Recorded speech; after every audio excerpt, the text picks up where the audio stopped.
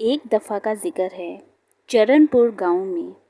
संगीता और उसका शौहर चरण अपनी छोटी बेटी के साथ खुशी खुशी ज़िंदगी गुजार रहे थे।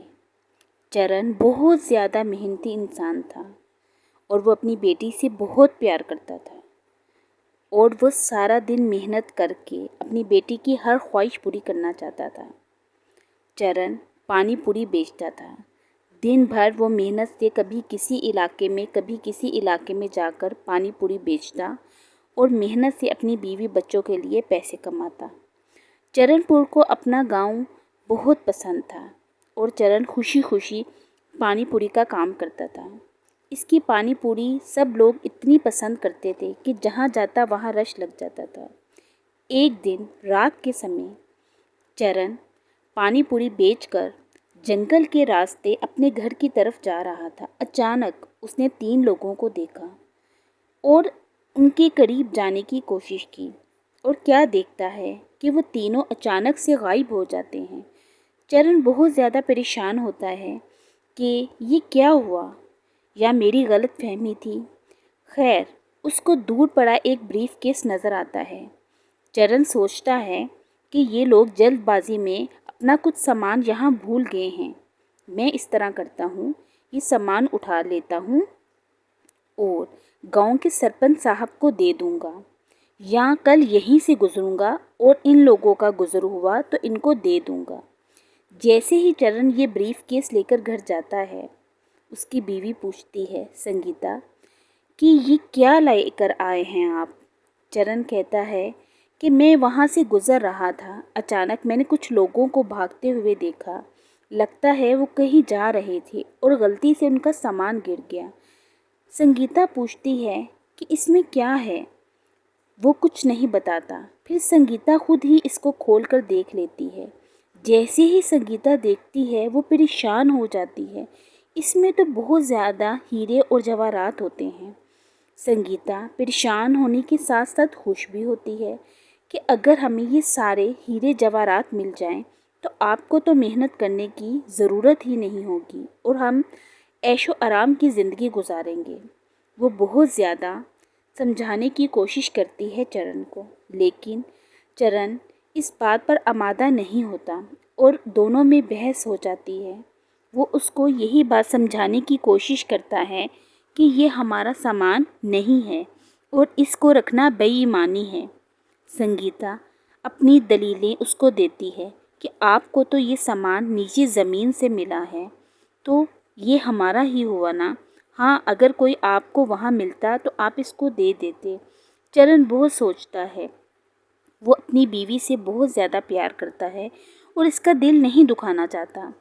फिर चरण ये सोचकर फैसला करता है, अच्छा संगीता, ये सामान अगर तुम अपनी मर्ज़ी से रखना चाहती हो तो ठीक है, लेकिन इस सामान से मेरा कोई लेना देना नहीं है।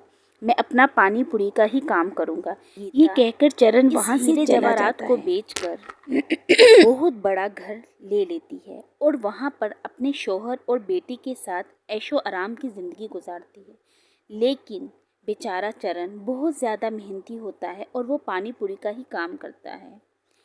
उसी दौरान सरपंच साहब के पास एक औरत आती है और रोते हुए कहती है, सरपंच साहब, मैं लुट गई, मैं बर्बाद हो गई।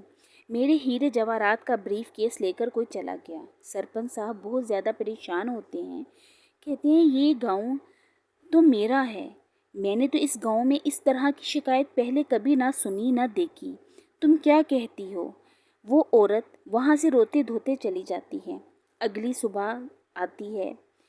सरपंच साहब बहुत ज़्यादा परेशान रहते हैं और दूसरी तरफ गांव के लोग चरण के बारे में तरह तरह की बातें करते हैं कि ये पानी पूरी बेचने वाला एक बंगले में रह रहा है। और ये बातें आहिस्ता आहिस्ता सरपंच साहब के पास पहुंच जाती हैं और सरपंच साहब बहुत ज़्यादा परेशान होते हैं और उनको हुक्म देते हैं, जाओ चरण और उसकी बीवी संगीता को मेरे पास लेकर आओ। आखिर माजरा क्या है, मैं मालूम तो करूं।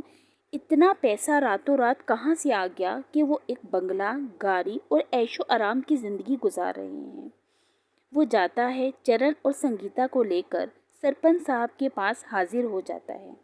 सरपंच साहब उनको इज्जत देते हैं और प्यार मोहब्बत से पूछते हैं, चरण तुम एक मेहनती इंसान हो, मैं तुम्हें शुरू से देख रहा हूँ, लेकिन एक बात तो बताओ, तुम्हारे पास इतनी मालो दौलत कहाँ से आई कि तुमने रातों रात एक बंगला गाड़ी खरीद ली और ऐशो आराम की ज़िंदगी गुजार रहे हो।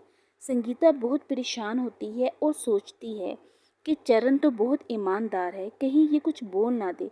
संगीता फौरन बीच में बोलती है, सरपंच साहब, ये पैसे मैंने दिन रात एक एक पाई जमा कर कर लिए हैं और ये बंगला गाड़ी मैंने उन्हीं पैसों से लिया है। सरपंच साहब बहुत परेशान होते हैं, कहते हैं, संगीता, बंगला और गाड़ी कोई इतनी मामूली रकम से नहीं आते।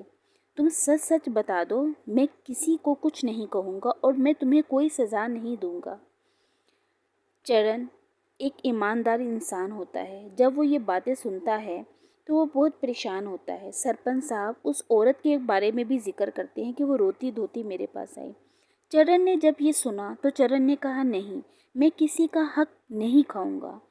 उसने सरपंच साहब को सब बताने का फैसला कर दिया और उसने सरपंच साहब से माफ़ी मांगी कि आप मुझे माफ़ कर दीजिए, और उस दिन जो रात में हुआ सारा किस्सा सुनाया। और अगले ही दिन सरपंच साहब के पास वो सारे हीरे और जवाहरात लेकर आ गया और कहा, उस औरत को दे दीजिए जिसका ये मालो ज़र है। सरपंच साहब उसकी ईमानदारी देखकर बहुत ज़्यादा खुश हुए और उन्होंने कहा, चरण, मैं तुम्हें शुरू से जानता हूँ, तुम तो इतने मेहनती और ईमानदार हो। मुझे पता है कि तुमने ये चीज़ें अपनी मर्ज़ी से नहीं रखी, लेकिन अगर तुम्हारी बीवी संगीता ये कर रही थी तो तुम्हें उसे रोकना चाहिए था। उसने माफ़ी मांगी और वहाँ से चल दिया। दूसरी तरफ सरपंच साहब ने उस औरत को बुला के उसका मालो ज़र दे दिया और चरण अपने ही काम पर जारी रहा।